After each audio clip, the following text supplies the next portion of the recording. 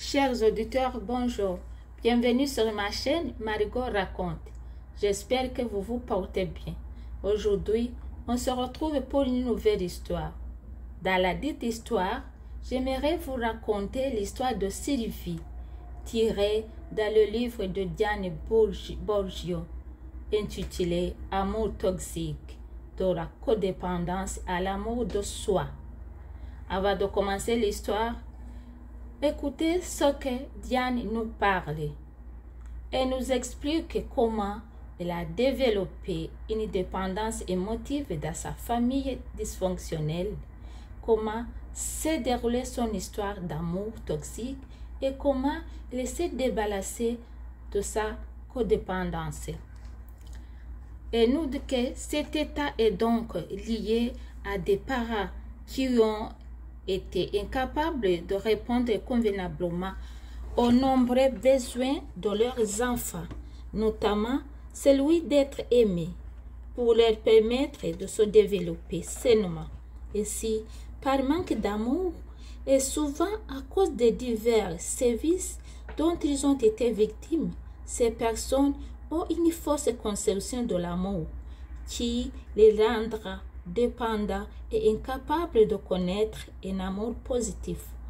Voilà pourquoi la codépendance est souvent associée à une maladie d'amour.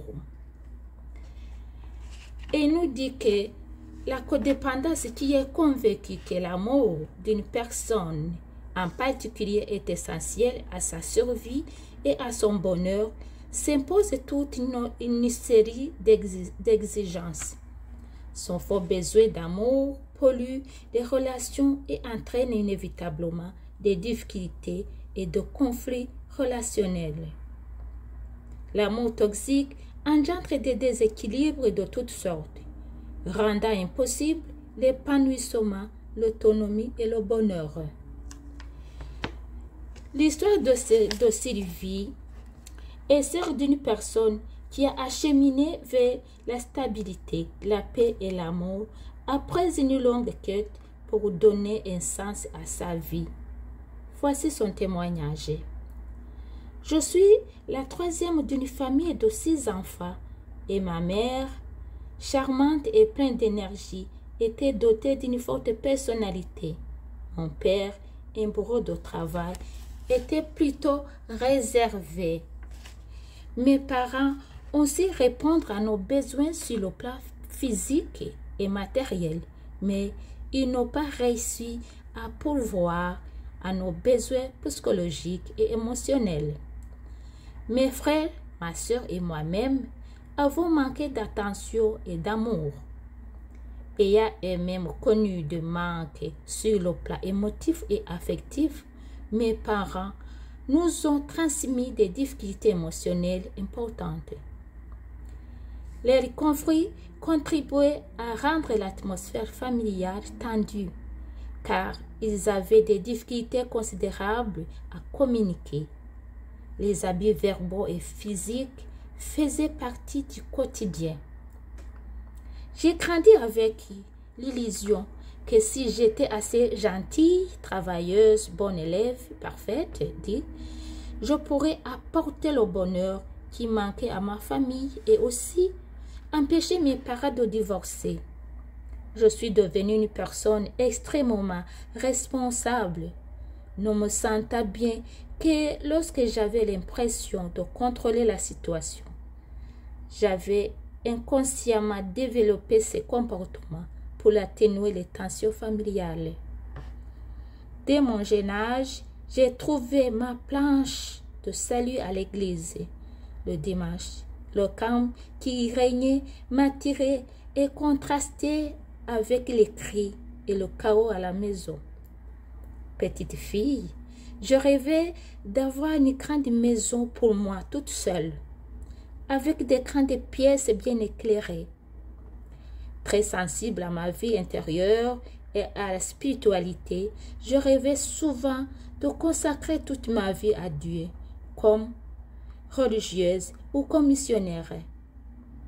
Je n'ai pas eu à me rendre dans le tiers-monde pour être missionnaire. je le suis devenu ici, dans ma propre famille. Adolescente, j'ai perpétué mes habitudes de sauveur et de missionnaire. D'abord, envers mes amis qui avaient des problèmes de drogue ou d'alcool. Et ensuite, envers mes amis de cœur. Ma recherche inconsciente d'attention, de valorisation et d'amour m'a mené tout droit à des luttes de pouvoir. J'ai donc utilisé la manipulation et le chantage pour tenter d'avoir le contrôle. Je croyais savoir ce qui était pour le malheureux de mon entourage. Quelle illusion! Un jour, j'ai rencontré un jeune homme dont je suis tombée follement amoureuse, rêveuse et idéaliste. Je vous voyais ensemble pour le reste de nos jours. En réalité, mes rêves d'amour m'ont procuré des sensations fortes qui me donnaient l'impression d'être en vie. Un jour, je l'ai surpris en train d'embrasser une de mes copines. Quel choc!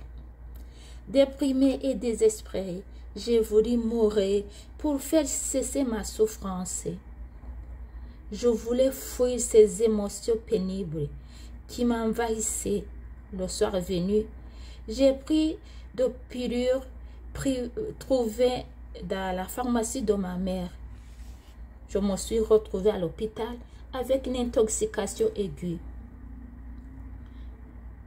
En réalité, je tenais à la vie et cette tentative était plutôt un appel à l'aide.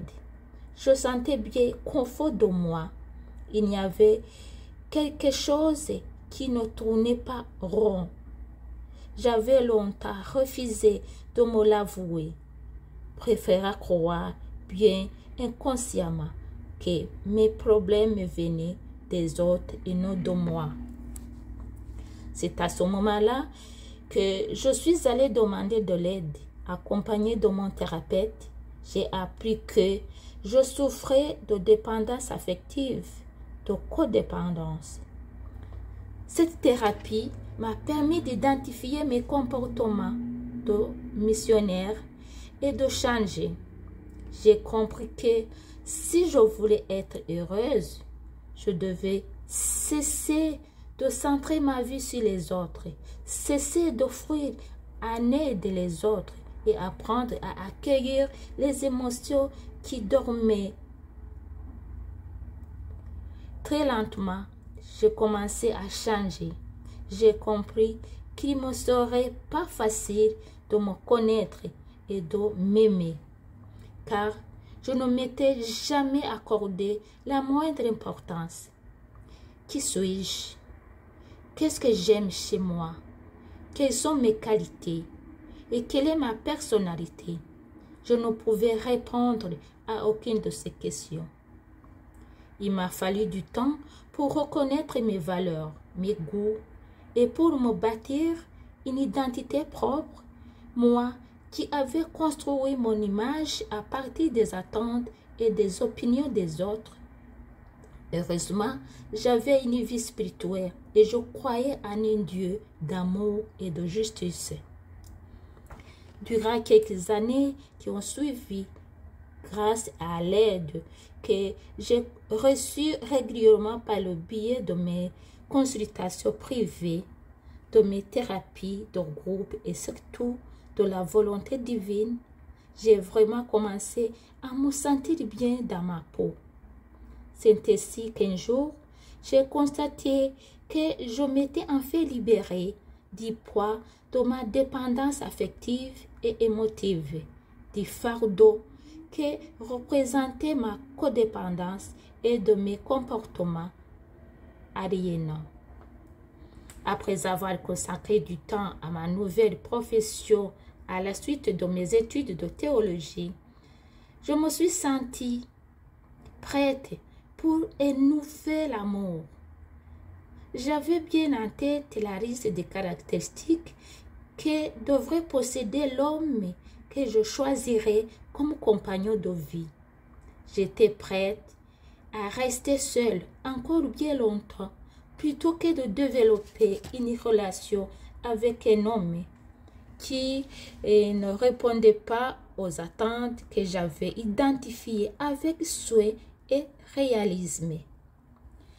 J'ai rencontré un homme doux et très stable, tendre et patient, qui m'acceptait tel que j'étais.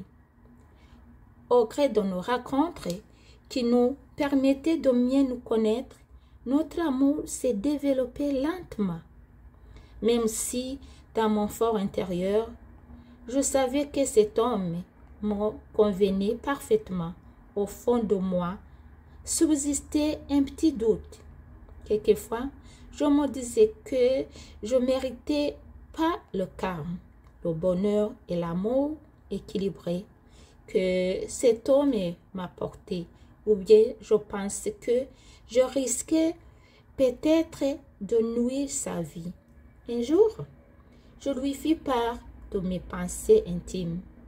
Peu à peu, il est devenu mon ami, mon confident et plus tard mon mari. Nous avons décidé d'avoir des enfants et de bâtir ensemble une belle famille unie, affectueuse et solide, à qui nous donnerions le meilleur de nous-mêmes et nous investir aussi dans notre communauté. Pendant 10 ans, j'ai donné des conférences et j'ai poursuivi mes études pour apprendre à venir en aide à autrui.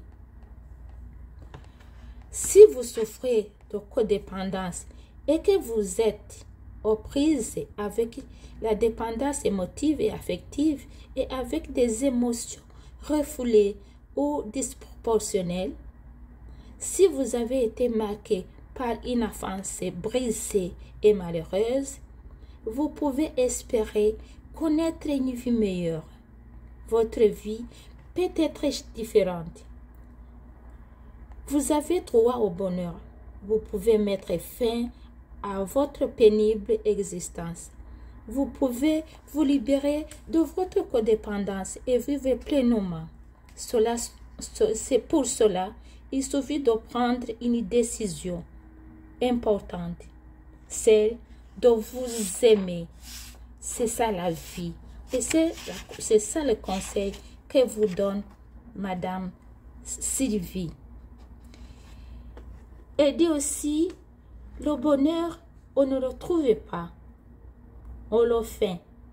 Le bonheur ne dépend pas de ce que nous manquons, de ce qui nous manque, mais de la façon dont nous nous servons de ce que nous avons. Arnaud Desjardins. Chers auditeurs, l'histoire de Sylvie se termine par ici. Mais si vous avez aimé, bien sûr, n'oubliez pas de commenter et de liker. Et surtout, de vous abonner pour ne rien manquer. Merci et passez une bonne journée.